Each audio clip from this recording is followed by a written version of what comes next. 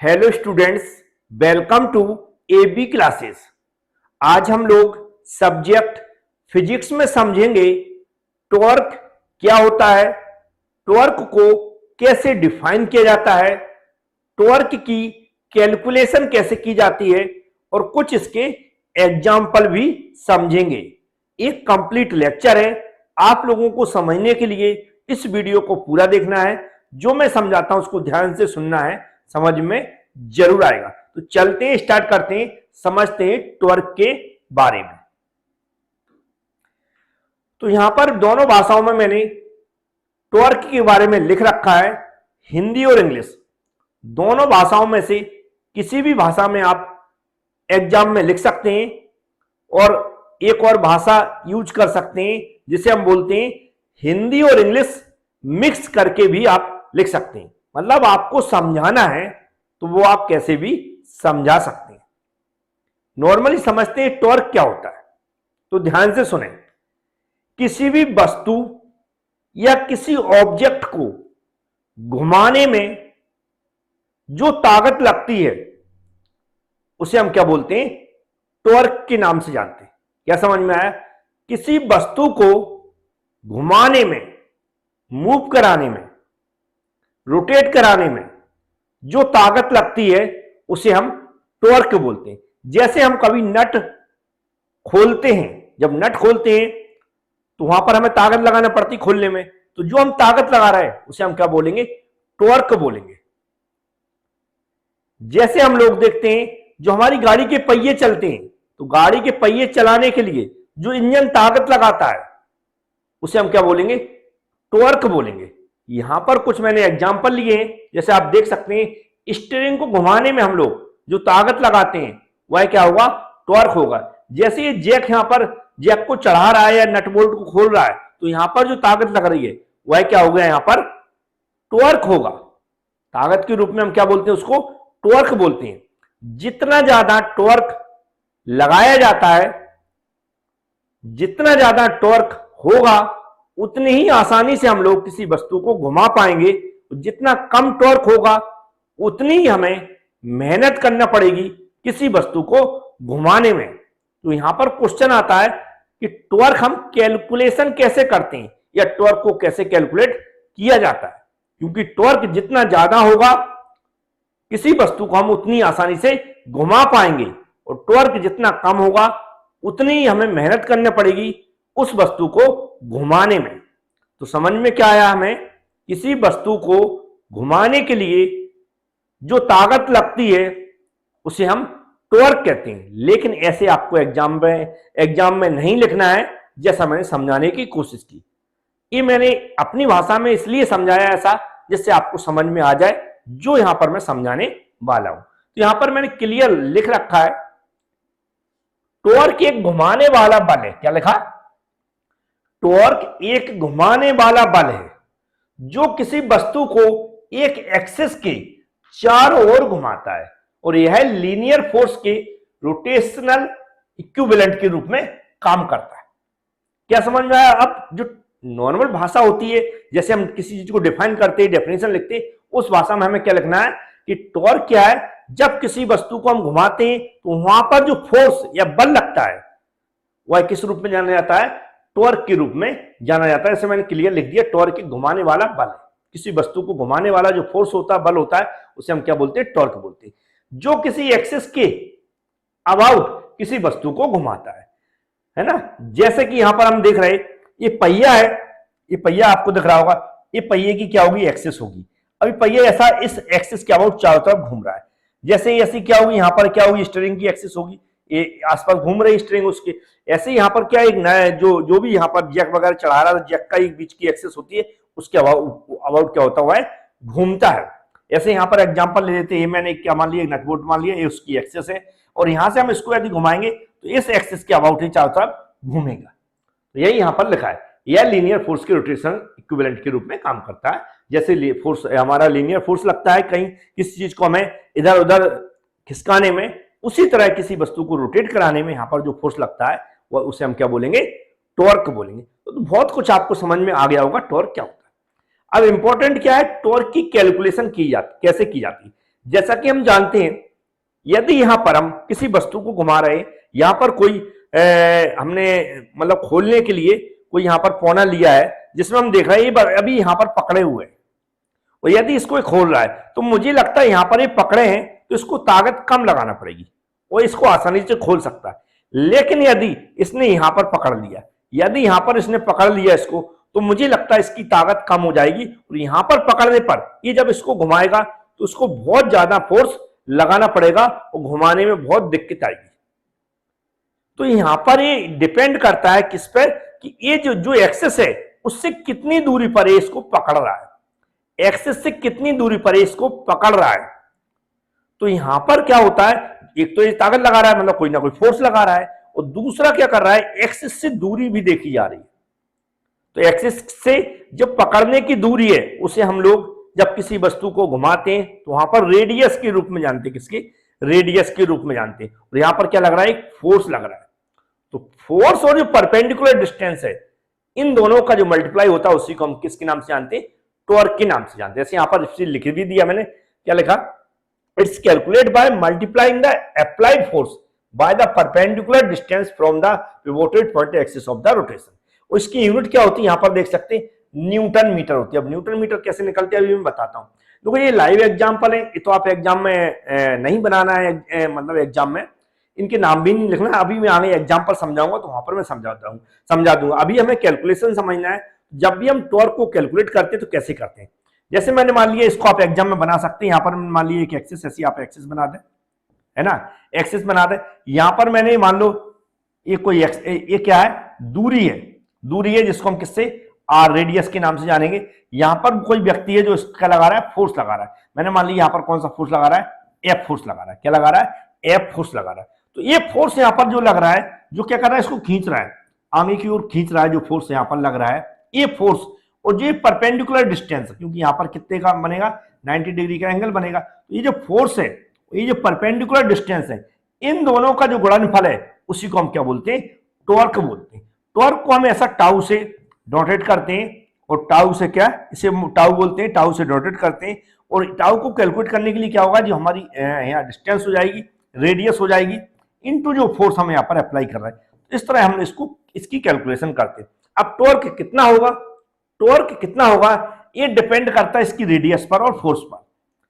Force हम मान लो कि जितना भी लगा रहे हैं, इसके अलावा जो रेडियस कम ज्यादा होगी उसके हिसाब से यहाँ पर फोर्स की वैल्यू भी कम ज्यादा होगी। मतलब जितनी ज्यादा रेडियस हम बढ़ा देंगे तो टॉर्क हमारा बढ़ जाएगा, मतलब हम इसको और आसानी से घुमा सकते हैं। और रेडियस कम होगी तो टॉर्क कहीं ना कहीं कम हो जाएगा, तो इसको हम, इसलिए हमें और ज्यादा ताकत लगाना पड़ेगी इसको घुमाने में। वही मैंने यहाँ पर समझाने की कोशिश की थी कि यहाँ पर जब लगा रहा है तो रेडियस यहाँ पर कैसी, यहाँ तक की रेडियस ज्यादा है, तो इसको बड़े आसानी से घुमा पाएंगे।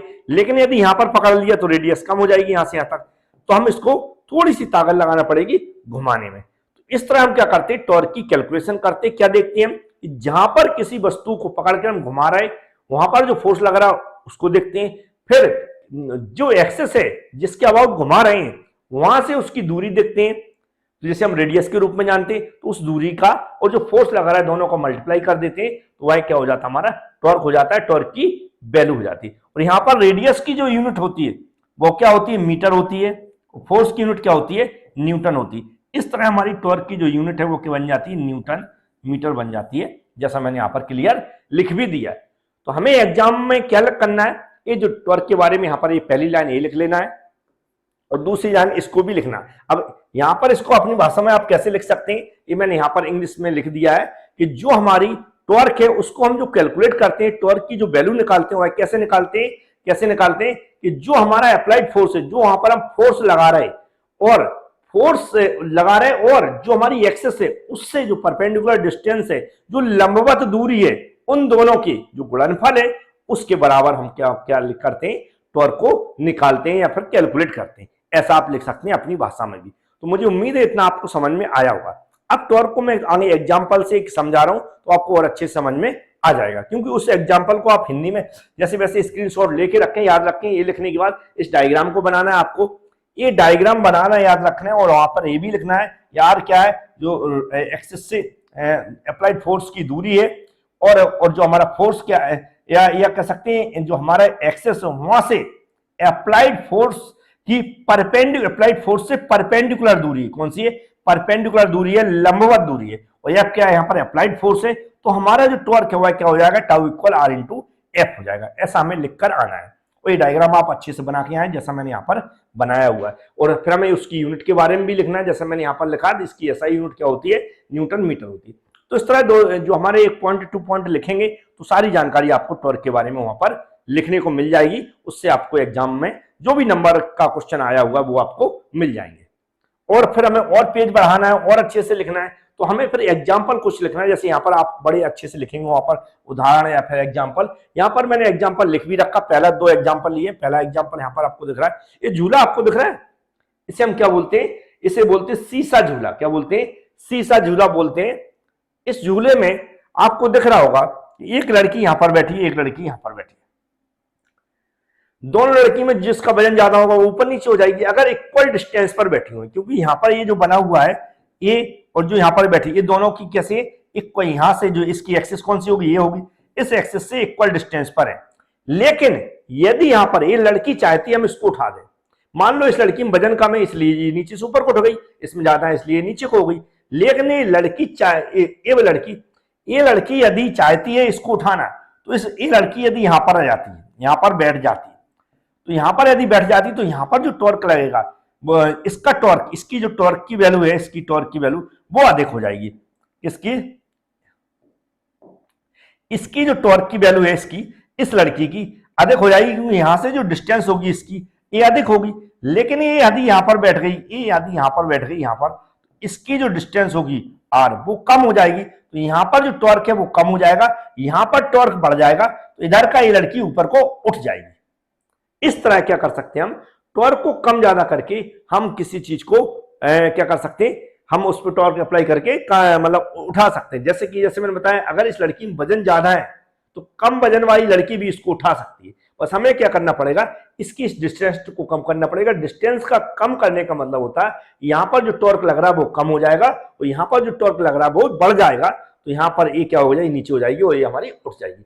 इस तरह के यहां पर मैंने एग्जाम्पल समझाने की कोशिश की कि सीसा झूला बल आघूर्ण का एक उदाहरण है, मतलब टॉर्क का एक उदाहरण है। उस झूले के एक सिरे पर एक भारी व्यक्ति बैठा है और दूसरे सिरे पर उसे हल्का व्यक्ति बैठा है। भारी व्यक्ति धुरी के करीब बैठता है, ये धुरी के करीब बैठता है, मतलब ये एक्सिस के करीब बैठता है, और क्या करता है, करीब बैठता है, जिससे बल आघूर्ण कम हो जाता है, क्योंकि उसकी आघूर्ण भुजा की लंबाई हल्के व्यक्ति की तुलना में कम हो जाती है। जैसे मैंने समझाने की कोशिश, भारी व्यक्ति की छोटी लंबाई की आघूर्ण भुजा का बल आघूर्ण कम हो जाता है, और जिससे एक हल्का व्यक्ति भी किसी भारी व्यक्ति को उठा सकता है। जैसे मैंने समझाया कि ये हल्का व्यक्ति है, ये इसको उठाना चाहता है, तो इसको थोड़ा इधर को लाना पड़ेगा, मतलब इससे जो दूरी एक्सिस से जो रेडियस की दूरी है उसको कम करना पड़ेगा, तो इसका जो हमारा गुण है, जो हमारा टॉर्क है वो कम हो जाएगा, इसका हमारा टॉर्क है वो अधिक हो जाएगा। तो ये क्या होगा, ये हमारा नीचे को आएगा, क्योंकि इसकी ताकत बढ़ जाएगी और इसकी ताकत कम हो जाएगी, मतलब टॉर्क कम हो जाएगा, तो ये इधर से उठ जाएगा। तो इस तरह टॉर्क को हम क्या कर सकते हैं, कैलकुलेट करके जब हमें ऐसी स्थिति बनती है तो वहां पर टॉर्क को हम कम ज्यादा करके बैलेंस कर सकते हैं। तो एक एग्जाम्पल और समझाते हैं जिसको बहुत अच्छे से, इस एग्जाम्पल को आप सभी जानते हैं। नल का डंडा पकड़ के हमने नल को चलाया। जब भी आप यहां पर नल को पकड़ के चलाते हैं, बिल्कुल लास्ट में जो हैंडल लगा रहता है, बिल्कुल लास्ट में जो हैंडल लगा रहता है, यदि आप इसको पकड़ के नल को चलाते हैं तो हमें ताकत बहुत कम लगाना पड़ती है, बड़े आसानी से नल को ऐसे ऐसे चलाते रहते हैं, बड़े आसानी से पानी निकलता है। लेकिन यदि आपने इस डंडे को यहां से पकड़ के चलाया, कहां से, यहां से, या फिर यहां से पकड़ के चलाया, या यहां से पकड़ के चलाया, तो यहां की तुलना में यदि आप यहां से पकड़ के चलाएंगे तो यहां से की तुलना में यहां पर ताकत ज्यादा लगाना पड़ेगी, मतलब यहां पर टॉर्क ज्यादा, यहां पर ये क्या होगा, टॉर्क की जो वैल्यू है वो कम हो जाएगी। और फिर यहां से यदि यहां पर पकड़ के चलाते तो और टॉर्क की वैल्यू कम हो जाएगी, और यदि यहां पर पकड़ के चलाते तो और टॉर्क की वैल्यू कम हो जाएगी, क्योंकि जो एक्सिस ऑफ रोटेशन है यहाँ पर जो एक्सिस ऑफ रोटेशन है, वहां से जो दूरी है, सबसे पहले यहां से यहां तक की दूरी कैसी, आर जो डिस्टेंस है वो सबसे अधिक है, तो टॉर्क यहाँ पर जो फोर्स लगा रहे हैं हम, जो डिस्टेंस का मल्टीप्लाई करेंगे तो टॉर्क हमारा ज्यादा लगेगा, मतलब इसको हम बड़े आसानी से घुमा पाएंगे। लेकिन जैसे जैसे हम आगे को बढ़ेंगे तो जो दूरी है कम होती जाएगी, ये दूरी कम होती जाएगी तो टॉर्क हमारा कम लगेगा, टॉर्क की वैल्यू कम होती जाएगी, और टॉर्क की वैल्यू कम होती जा रही, मतलब इसको हमें घुमाने में और ज्यादा ताकत का सामना करना पड़ेगा, तो हमें क्या होगा, यहाँ पर जो टॉर्क है वह कम हो जाएगा। इसलिए हम जिसका हैंडल लंबा रखेंगे, हैंडल जिसका जितना ज्यादा लंबा रखेंगे नल का, और लास्ट में पकड़ के इसको जब हम घुमाएंगे तो बड़े आसानी से घुमाते हैं और ताकत भी हमें कम लगाना पड़ती है। मतलब क्या होता है, इसको बड़े आसानी से रोटेट करा देते हैं क्योंकि वहां पर टॉर्क हमारा बढ़ जाता है, क्योंकि हम जो एक्सिस से दूरी है वो बढ़ा देते हैं। तो हमें एग्जाम्पल में यहाँ पर भी मैंने वैसे ही लिख दिया, पानी के पंप के हैंडल को लंबा करने पर मनुष्य को काम करने के लिए कम बल लगाना पड़ता है। जब आघूर्ण भुजा की लंबाई अधिक होती है तो कम बल की आवश्यकता होती है। वैसे ही मैंने लिख दिया है। तो ये एग्जाम्पल शायद आप टॉर्क के बारे में लिख सकते हैं। एग्जाम में जो क्वेश्चन पूछा गया था उसी तरह मैंने यहां पर समझाने की कोशिश की कि टॉर्क को डिफाइन करिए विथ एग्जाम्पल, विथ कैलकुलेशन भी मैंने समझा दिया। तो मुझे उम्मीद है टॉर्क के बारे में आप एग्जाम में लिख पाएंगे यदि क्वेश्चन पूछा जाता है। Thank you.